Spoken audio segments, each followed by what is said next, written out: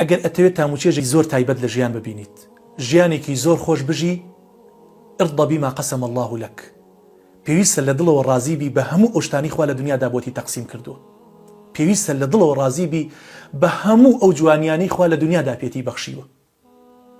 بڕۆ لە بەردەم ئاوێنەیە کابۆستە، پڕ بە دڵ سەیری فەیسی دەموچاوت کە، پڕ بە دڵ سەیری نەخشی دەموچاوت کە، لە دڵەوە ڕازی بە نەخشی چاوت، لە دڵەوە ڕازی بە نەخشی لوتت، بە نەخشی دەمت، بە نەخشی تەواوی ڕوخسارت. سیرێکی هەیکەل و باڵات کە. مەتر و هەرچەندێکی مهم نییە عەزیزەکەم، ئەوە مهمە تۆ قەنەعەت بە جوانیەکانی خۆت کەی، قەنەعەت کەی لە دڵەوە تۆ کەسێکی جوانیت. کاتێک بەم شێوازە ژیایت، إذا أنت ذا قلب قنوع أنت ومالك الدنيا سواء. کاتێک بەم شێوازە سەیری جوانیەکانی خۆت ئەەکەیت، ئەو کاتە هیچ جوانێکشان لە جوانەکانی تۆ نادات، تۆ خۆت بە هیچ جوانێک ناگۆڕیتەوە.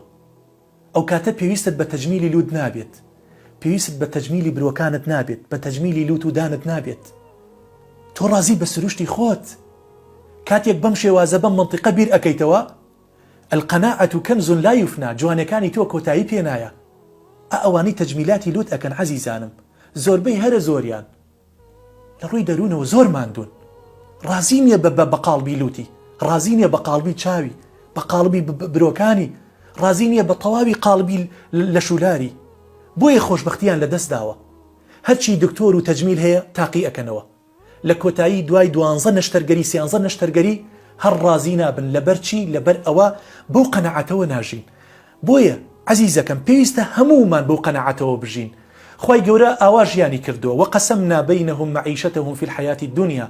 هەموو شتێکانی تەقسیم کردووە لە دنیادا، جوانی تەقسیم کردووە، باڵای تەقسیم کردووە، دەوڵەمەندی و فەقیری تەقسیم کردووە.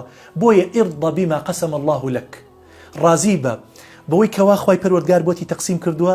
تەکون ئەسعەد الناس، ئەو کاتە تۆ لە هەموو خەڵک خۆشبەختتر ئەبیت، تام و چێژێکی زۆر تایبەت لە ژیان ئەبینیت.